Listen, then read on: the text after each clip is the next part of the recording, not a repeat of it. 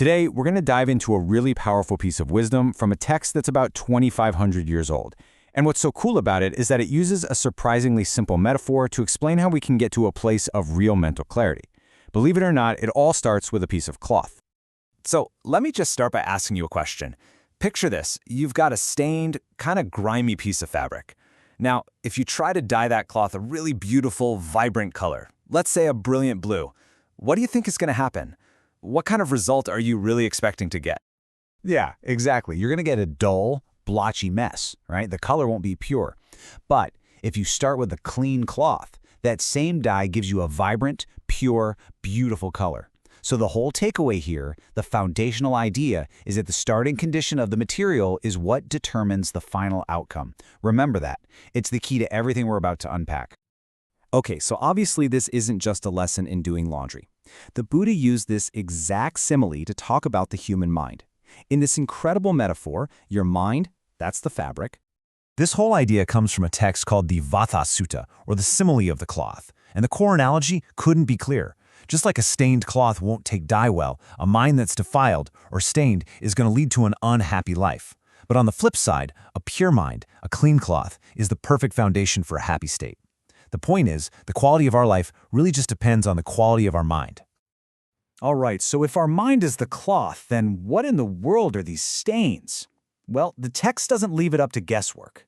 It gives us a very specific list of what it calls mental defilements. So think of this as a chance to kind of check in with our own internal world. The text actually lists out 16 of these impurities, which in the original language are called upakilesa. And look at this list. These aren't some ancient, mysterious concepts. They are deeply, deeply human.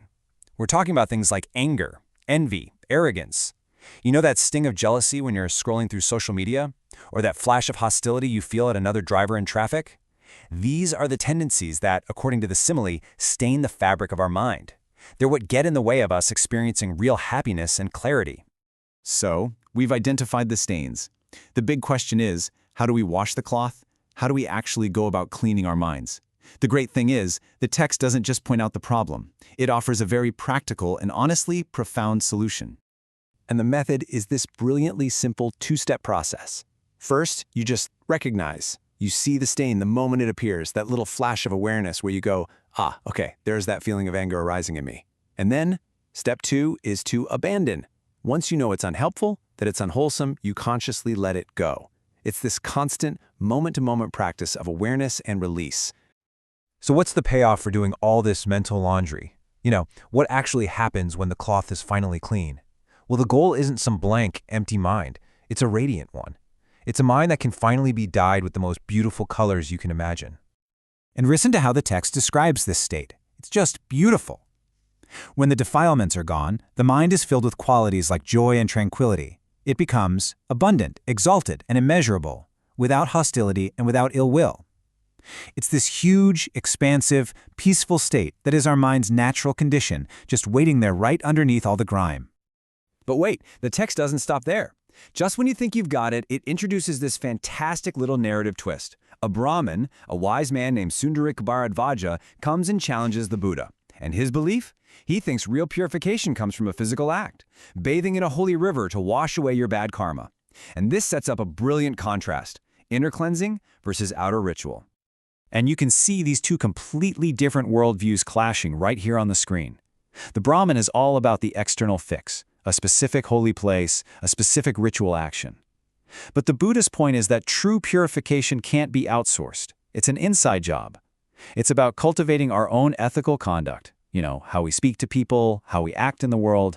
That is the only bathing that can truly cleanse us from the inside out. And this is the powerful mic drop moment that ends their debates. The Buddha basically tells the Brahmin, look, if your actions are pure, if your conduct is clean, you don't need to travel to some special river. The source of purity is already within you. Any well, any water becomes your holy river when you're living a life of integrity.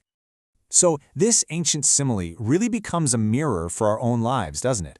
It asks us to be honest about the stains we all carry and the rivers we sometimes turn to for a sense of cleansing or purification. And that leaves us with one final thought to take away. What is the true river where you seek to be cleansed? Is it found somewhere out there in the world, Or is it in the quiet, steady, internal work of washing the fabric of your own mind?